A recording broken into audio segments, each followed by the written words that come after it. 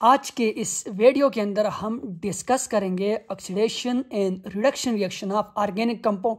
मैंने एक पूरा फ्लो चार्ट लिखा हुआ है, जिधर भी ऑक्सीडेशन आएगा उसका प्रोडक्ट क्या बनेगा, और किसी भी ऑर्गेनिक कंपाउंड में अगर रिजल्टेंट में आप लोग रिडक्शन करवाते हैं उसका प्रोडक्ट क्या बनेगा। एक पूरा फ्लो चार्ट मैंने यहाँ पर लिखवाया हुआ है। तो आइए डिस्कस करते हैं एक एक को। अगर अल्कीन का आप लोग ऑक्सीडेशन करते हो तो उसके रिजल्ट में अल्कोहल बनता है, और सिमिलरली उस अल्कोहल का अगर आप लोग रिडक्शन करवाना चाहते हो तो उससे अल्कीन बनता है। जिस तरह अगर अल्कीन का ऑक्सीडेशन से अल्कोहल बनता है, ऑक्सीडेशन में मेनली KMnO4 यूज़ होता है। उस KMnO4 से जब अल्कोहल बनते हैं, ये एक फेमस टेस्ट है जिसको आप लोग बोलते हैं Baeyer test for detection of double bond. Similarly अगर आप लोग इसका रिडक्शन करवाते हो तो रिडक्शन के रिजल्ट में अल्कीन बनता है। रिड्यूसिंग एजेंट मेनली आप लोग यहाँ पर ये जो रिएक्शन है इसको आप लोग बोलते हो डिहाइड्रेशन ऑफ अल्कोहल। डिहाइड्रेशन में आप लोग क्या यूज़ करते हो? डिहाइड्रेशन में आप लोग H2SO4 यूज़ करते हो। H2SO4 के साथ टेम्परेचर भी यूज़ होता है। अगर 170 है या 130 है, कब अल्कीन बनेगा और कब आप लोग के पास ईथर बनेगा तो वो डिपेंड करता है टेम्परेचर के ऊपर। टेम्परेचर ज़्यादा होगा तो अल्कीन बनेगा, कम होगा तो ईथर बनेगा। अब सिमिलरली अगर आप लोग उस अल्कोहल का फिर दोबारा यहाँ से ऑक्सीडेशन करवाते हो या रिडक्शन करवाते हो, ऑक्सीडेशन वाला ये प्रोडक्ट और रिडक्शन वाला ये प्रोडक्ट यानी अल्कोहल। अगर अल्कोहल का आप लोग ऑक्सीडेशन करवाते हो उसके रिजल्ट में आप लोग के पास कार्बोनाइल कंपाउंड बनते हैं। कार्बोनाइल कंपाउंड में मेनली अल्डिहाइड और कीटोन आते हैं। फेमस रिएक्शन आप लोगों ने पढ़ा है, प्राइमरी अल्कोहल के रिजल्ट में क्या बनते हैं? Carbonyl compound that is aldehyde. Secondary alcohol के जब आप लोग ऑक्सीडेशन करवाते हो तो उससे क्या बनते हैं?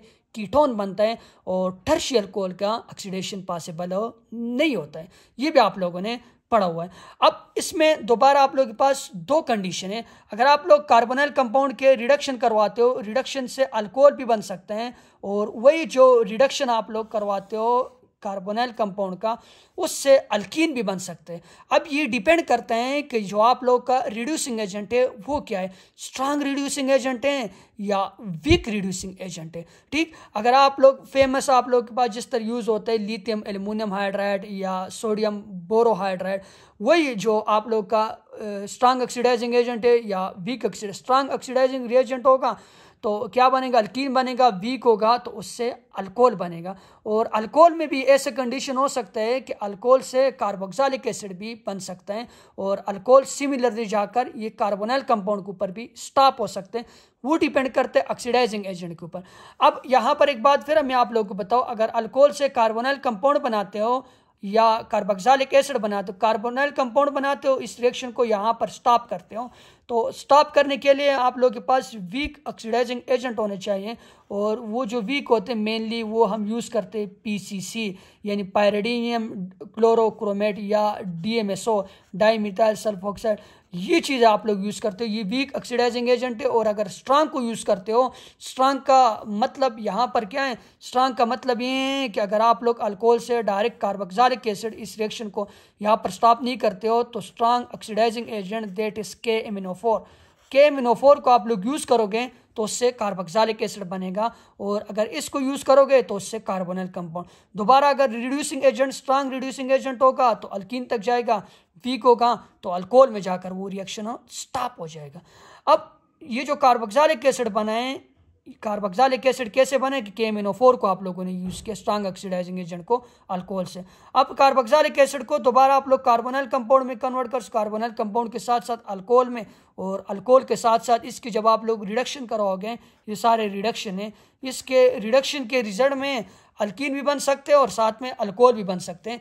वो भी डिपेंड करते हैं कि आप लोग का रिड्यूसिंग एजेंट क्या है। अब रिड्यूसिंग एजेंट मेनली जो हमारे पास होते हैं वो लिथियम एल्युमिनियम हाइड्राइड होते हैं या सोडियम बोरोहाइड्राइड होते हैं। अब अगर आप लोग लिथियम एल्युमिनियम हाइड्राइड या सोडियम बोरोहाइड्राइड को यूज़ करोगे तो वहाँ से कार्बोक्सिलिक एसिड के साथ साथ कार्बोनाइल कंपाउंड भी किसके अंदर कन्वर्ट हो जाते हैं? अल्कोहल के अंदर। मेनली जो रिड्यूसिंग एजेंट यूज़ होते हैं वो लिथियम एल्युमिनियम हाइड्राइड, ये एक स्ट्रांग रिड्यूसिंग एजेंट है as compare to sodium borohydride. Sodium borohydride के मुकाबले में lithium aluminium hydride strong reducing agent है। ये कार्बोनिल कंपाउंड को किस में, अल्कोहल में कन्वर्ट करते हैं, और अल्कोहल के साथ साथ अल्कीन में ये ज़्यादा कन्वर्ट करेगा और ये कम कन्वर्ट करे। अब कार्बोक्सिलिक एसिड के साथ भी पॉसिबिलिटी हो सकती है कि वो अल्कीन और अल्कोहल के अंदर चला जाए। तो उसके लिए जो रिड्यूसिंग एजेंट यूज़ करते हैं वो मेनली ये जो रेड फास्फोरस होता है 200 डिग्री सेंटीग्रेड टेम्परेचर को यूज़ करते हुए हम कार्बोक्सिलिक एसिड को अल्कीन के अंदर कन्वर्ट कर सकते हैं बाय यूजिंग दिस टिप्स।